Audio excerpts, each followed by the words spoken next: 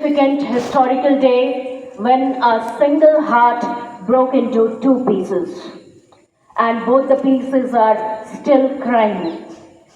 So may I request Mr. Mukesh Kumar Thakur sir to come and present his views on this remarkable day. Sir, please. School, stand at ease.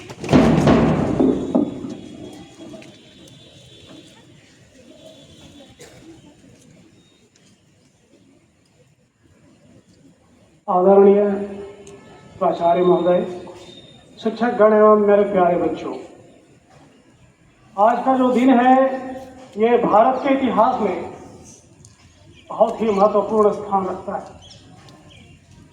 आज का ये जो दिन है जो आज़ादी के पूर्व संध्या में हमने बंटवारे की त्रासदी को झेला था, हमारे पूर्वजों ने बंटवारे की त्रासदी को झेला था। ये वो मानव त्रासदी था जो 20वीं शताब्दी का सबसे बड़ा मानव त्रासदी था पूरे विश्व में, सबसे बड़ा मानव त्रासदी था। और ये जो विभाजन हुआ हमारे भारत का, वही इसका मुख्य कारण था। एकीकृत ब्रिटिश भारत, इसका विभाजन हुआ क्योंकि मुस्लिम लीग ने द्विराष्ट्र सिद्धांत का अनुसरण करते हुए एक अलग मुस्लिम राष्ट्र की मांग की और वे अपने जिद पे इतने अड़े रहे कि अंततः उनका ये प्रयास सफल भी हुआ।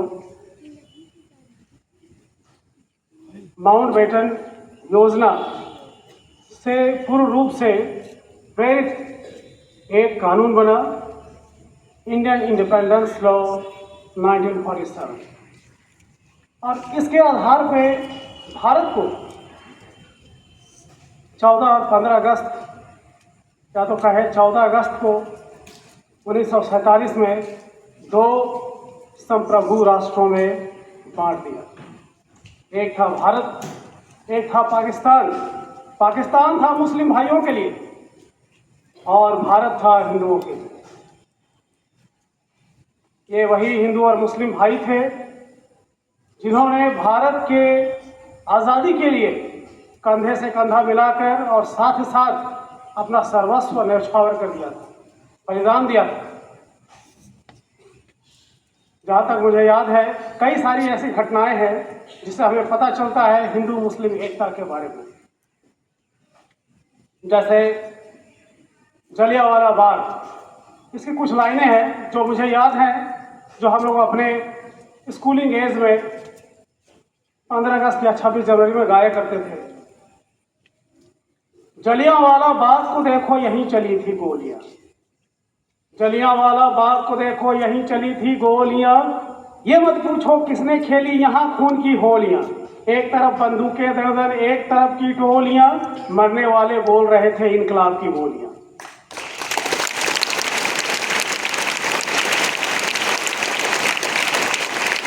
भाइयों की तो बात अलग थी, बहनें भी भाइयों से कम नहीं थी। यहां लगा दी बहनों ने भी बाजी अपनी जान की, इस मिट्टी से तिलक करो ये धरती है बलिदान की। ये धरती का है, बलिदान का है, और इसके लिए बलिदान किसी एक कौम ने नहीं दिया है, किसी एक संप्रदाय ने नहीं दिया है।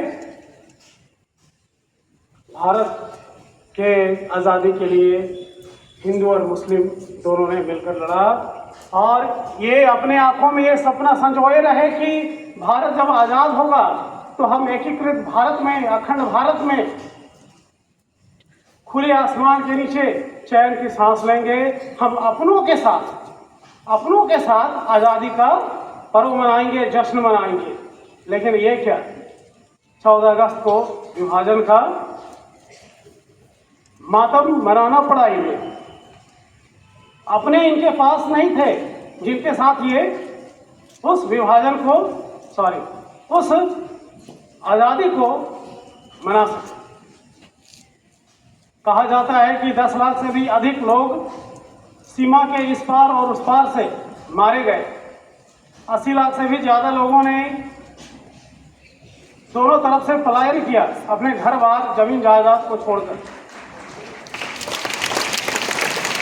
ये भी कहा जाता है कि हिंदू भाई मुस्लिम बहुल क्षेत्रों पे नहीं जाते थे और मुस्लिम हिंदू बहुल क्षेत्रों पे नहीं जाते थे। ये अविश्वास का एक माहौल बना था। जगह जगह लाशें पड़ी थी। हिंदू मुस्लिम दोनों एक दूसरे के जान के दुश्मन बने थे।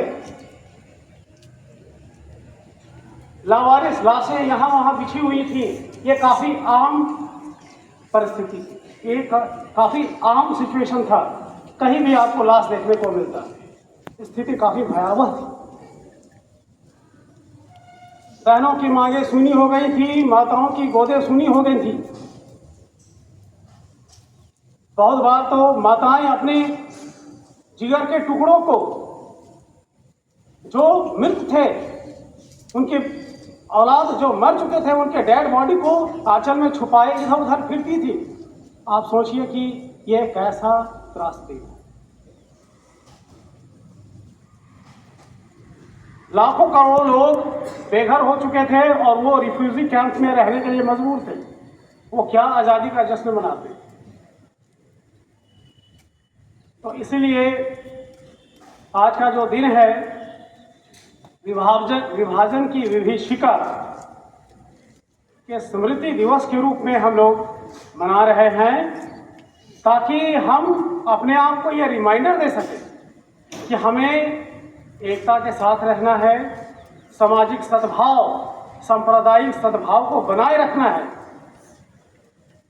ताकि हम आने वाले भविष्य में किसी भी इस तरह के विभाजन के कारण उत्पन्न हुए किसी भी मानव त्रासदी से कोसों दूर है। कई सारे बातें हैं, जिसको बताना कम समय में संभव नहीं है। इसलिए मैं इसी के साथ अपने वक्तव्य को विराम देता हूँ। धन्यवाद। जय हिंद। और मैं आदरणीय प्राचार्य महोदय से विनम्र निवेदन करता हूँ कि वो आए और इस अविस्मरणीय दिवस पर 2 शब्द कहें। सब प्लीज।